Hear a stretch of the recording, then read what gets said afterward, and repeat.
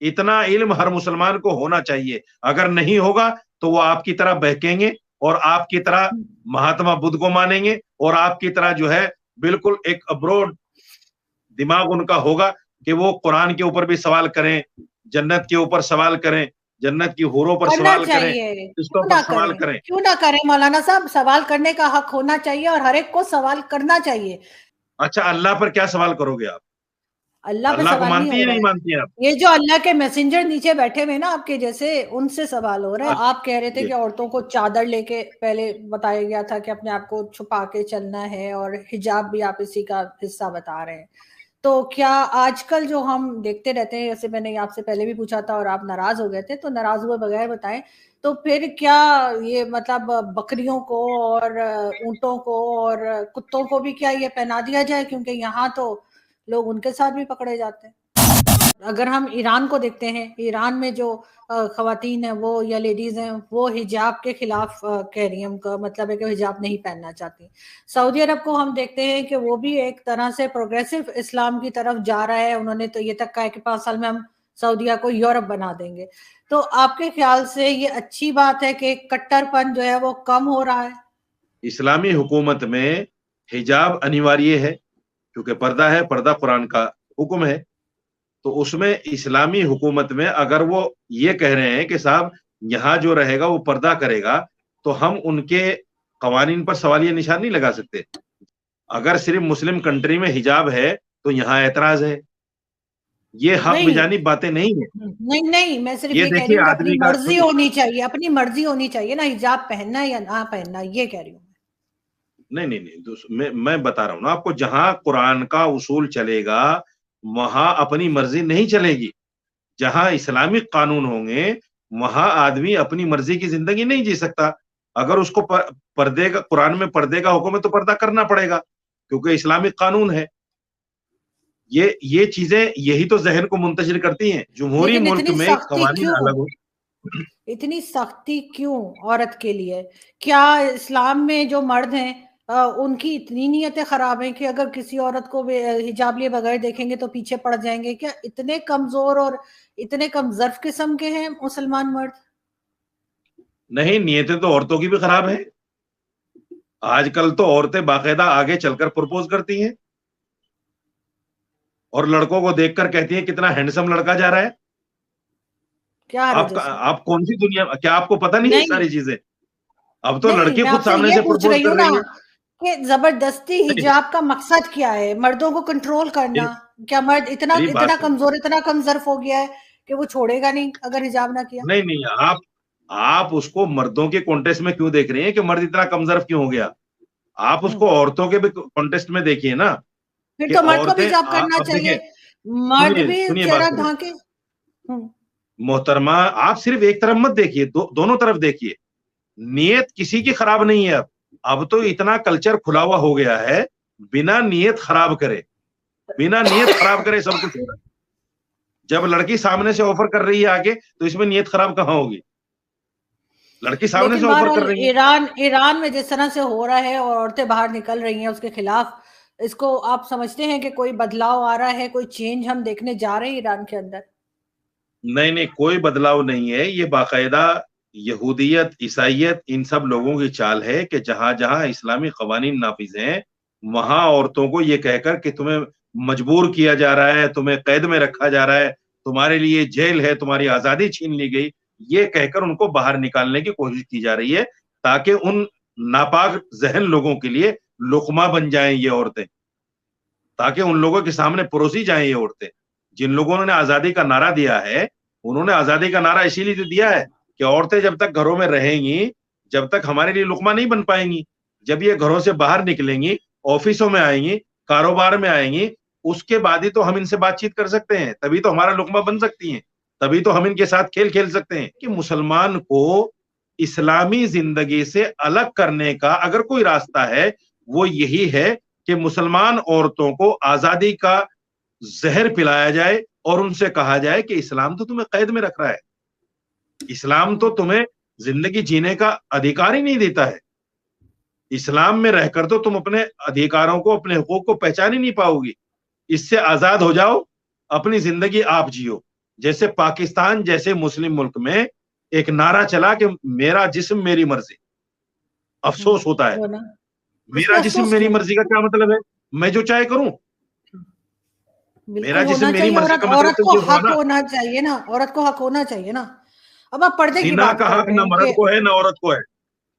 زنا کا حق نہ مرد کو ہے نہ عورت کو ہے. اس کا مطلب صرف اور صرف زنا نہیں تھا, اس نعرے میں کئی دوسرے مطلب بھی آتے تھے. آپ صرف ایک ہی لائن پہ سوچ رہے ہیں. اس میں یہ بھی تھا کہ عورت کا جسم عورت کی مرضی ہے, وہ بچہ پیدا کرنا چاہے نہ چاہے, جس طرح سے جو کپڑا پہننا چاہے نہ چاہے. اس میں کئی چیزیں آتی ہیں, صرف یہی نہیں آتا. رسومات مولانا صاحب بت رکھنے میں, بت یا اسٹیچو رکھنے میں کیا غلط ہے؟ ہمارے یہاں تو بہت پہلے ہوا کرتے تھے پاکستان میں, اب انہوں نے پتہ نہیں کیا ہٹانے شروع کر دیے. لیکن کیا غلط کیا ہے اگر بت کوئی رکھتا ہے, کوئی اسٹیچو رکھتا ہے گھر کے اندر؟ قرآن یہ کہتا ہے, نہیں قرآن یہ کہتا ہے کہ ہم اللہ کے علاوہ کسی کی پوجا نہیں کر سکتے. قرآن کہتا ہے. پوجا کی بات نہیں ہے, رکھنے میں کیا حرج ہے, میں یہ کہہ رہی ہوں. نہیں, رکھنے کا کیا مطلب ہے؟ رکھنے میں رکھنا کس لیے, رکھنا کس لیے؟ میں نے مہاتما بدھ کا میں نے رکھا ہے نا اسٹیچو, تو اس میں کیا حرج ہے اگر میں پوچھوں آپ سے؟ یہ نہیں, دیکھیے دو چیزیں ہیں. آپ ضرور سنیے, میں دیکھ رہا ہوں اس کو, میں دیکھ رہا ہوں, مجھے دکھ رہا ہے سامنے. میں کہتا ہوں آپ سے, آپ کی دو سوچ ہوں گی اس میں. ایک سوچ تو یہ ہے کہ آپ مہاتما بدھ کو کہیں نہ کہیں آپ نے پڑھا ہوگا اور آپ ان کو اچھا سمجھتی ہوں گی, آپ ان کے سدھانتوں پر چلنے کی کوشش کرتی ہوں گی. اور یہ جو عقیدت ہے, یہ جو محبت ہے, اسی محبت کو اللہ نے شرک کہا ہے. کہ اللہ کے علاوہ سے جو عقیدت رکھی جائے, اللہ کے علاوہ سے جو آستھا رکھی جائے, یہی شرک ہے. کیونکہ اللہ واحد ہے جس نے پوری دنیا کو رچایا اور بسایا ہے. پوری دنیا کو پیدا کرنے والا اور مارنے والا وہی ہے. آپ کہہ رہے تھے کہ عورتوں کو چادر لے کے پہلے بتایا گیا تھا کہ اپنے آپ کو چھپا کے چلنا ہے, اور حجاب بھی آپ اسی کا حصہ بتا رہے ہیں. تو کیا آج کل جو ہم دیکھتے رہتے ہیں, جیسے میں نے آپ سے پہلے بھی پوچھا تھا اور آپ ناراض ہو گئے تھے, تو ناراض ہوئے بغیر بتائیں, تو پھر کیا یہ مطلب بکریوں کو اور اونٹوں کو اور کتوں کو بھی کیا یہ پہنا دیا جائے؟ کیونکہ یہاں تو لوگ ان کے ساتھ بھی پکڑے جاتے ہیں. چادر ان کو بھی پہنا دی جائے کیا؟ بکریوں وغیرہ کو بھی کیا چادر ادھر پہنا دی جائے؟ کیا خیال ہے آپ کا؟ نہیں, آپ پھر غلط لائن پہ جا رہی ہیں. دیکھیے نہیں, میں بات پوچھ رہی ہوں جو ہو رہا ہے, میں اس کا سوال کر رہی ہوں کہ اگر نیت عورت کو دیکھ کے خراب ہو رہی, تو بکریوں کے ساتھ جو عورت ان کو دیکھ کے بھی نیت خراب ہو رہی ہے, تو بکریوں کو بھی کیا چادر, کتوں کو بھی, اونٹوں کو بھی پہنا دی جائے کیا؟ میری بات سنیے, جس آدمی کی نیت خراب ہے اس کی تو نیت خراب ہے, اس کو آپ سدھار ہی نہیں سکتے. برقعے والی ہوگی تو اس کو بھی اتنا ہی تاڑے گا جتنا بغیر برقعے والی کو تاڑے گا. جس کی نیت خراب ہے اس کو تو آپ کچھ کر ہی نہیں سکتے. اگر قرآن میں مسلم مومن عورت کے لیے پردے کا حکم ہے, تو اس میں آپ کو یا کسی اور کو کیا تکلیف ہے؟ نہیں, مجھے تکلیف کوئی نہیں, لیکن وقت بدلتا ہے, اور اب ہم 1400 سال پہلے تو نہیں رہ رہے نا, 1400 سال پہلے تو نہیں رہ رہے نا. اب آپ لوگ اونٹوں پہ حج کرنے نہیں جاتے ہیں, اب آپ لوگ جہاز میں بیٹھتے ہیں, ہر چیز استعمال کرتے ہیں, تو ہونا چاہیے. جی, قرآن کا حکم قیامت تک کے لیے ہے.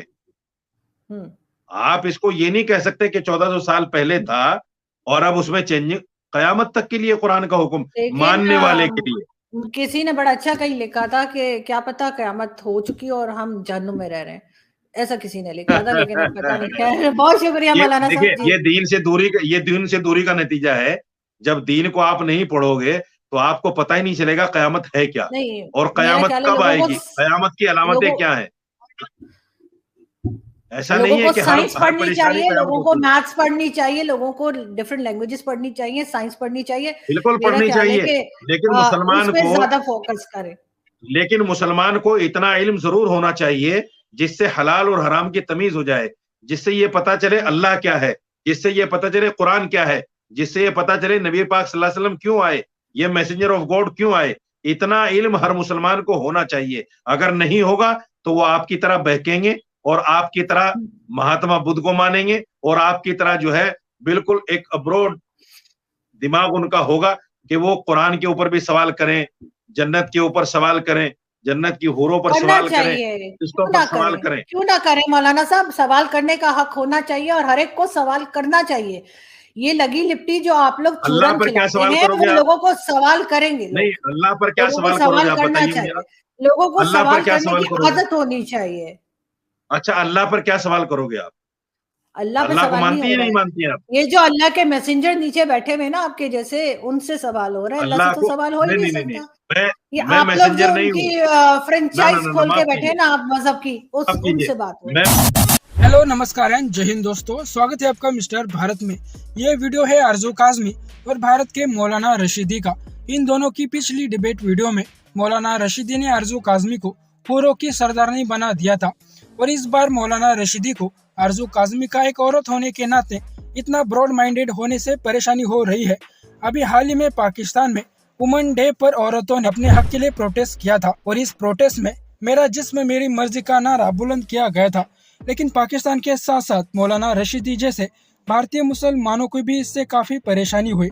वीडियो में मौलाना ने कहा कि इस्लाम में मेरा जिस्म मेरी मर्जी नहीं चलेगी, शरीर चाहे औरत का हो या फिर मर्द का, उस पर केवल अल्लाह का ही हक होता है। मौलाना की बात से ये बात तो साफ हो गई कि दुनिया में इतने सारे स्लीपर सेल्स बनकर आत्मघाती हमले क्यों होते हैं और क्यों मुस्लिम युवाओं का आसानी से ब्रेन वॉश करके उन्हें जान कुर्बान करने के लिए मजबूर किया जाता है। मौलाना के मुताबिक औरतों का अपने खुद के शरीर पर ही हक नहीं होता और मर्द जब चाहे तब औरत का हर तरीके से इस्तेमाल कर सकता है और एक तरह से ये गुलामगिरी से भी बदतर है। इस वीडियो में मौलाना रशीदी ने ये कहकर अपने ही धर्म को बहुत छोटा साबित कर दिया कि मुसलमानों को इस बात का पता होना चाहिए कि हलाल और हराम क्या है, अल्लाह क्या है, मैसेंजर ऑफ गॉड और कुरान क्या है। और जिनको इस बात का पता नहीं होता वो फिर आरजू काजमी जैसे खुले विचार के हो जाते हैं और फिर अल्लाह पर, कुरान पर, जन्नत और हुरों पर ही सवाल उठाने लगते हैं। मौलाना के हिसाब से मुसलमान अगर पढ़ेंगे लिखेंगे तो इस्लाम खतरे में आ जाएगा। यहाँ पर मौलाना का डर साफ साफ दिखाई दे रहा है कि अगर लोग इस्लामी तालीम के अलावा दुनिया की तालीम भी ले लेंगे तो ऐसे ऐसे सवाल पूछेंगे कि मौलाना मौलवियों के पसीने छूट जाएंगे, लेकिन फिर भी वो उन लोगों के सवालों के जवाब नहीं दे पाएंगे। साथ ही मौलाना रशीदी को आरजू काजमी के बैकग्राउंड में रखे भगवान बुद्ध की मूर्ति से भी परेशानी है। लेकिन अगर यही रशीदी जैसे मौलाना मौलवी लोग भगवान बुद्ध की एक भी क्वालिटी अपने समाज के लोगों को बताएंगे तो दुनिया में हर तरफ शांति फैल जाएगी और लगभग 80% हिंसा कम हो जाएगी। अगर कोई भी धर्म अपने आप को सबसे ऊपर और सबसे बड़ा मानता है तो वो धर्म कभी भी असली नहीं हो सकता, फिर चाहे वो कोई भी धर्म हो। ये निर्णय हर इंसान का होना चाहिए कि वो कौन से धर्म को अपने लिए बेहतर मानता है। इतनी छूट तो हर धर्म में होनी ही चाहिए और जिस धर्म में आपको हर बात पर आंख बंद करके विश्वास करना पड़े वो धर्म एक बहुत बड़ा झूठ होता है। बाकी दोस्तों, आपका इस वीडियो के बारे में क्या कहना है नीचे कमेंट बॉक्स में बताइए और ऐसे ही वीडियोस के लिए मिस्टर भारत को अभी सब्सक्राइब करें। मैं मिलता हूँ आपसे अगले वीडियो में, तब तक के लिए जय हिंद, जय भारत।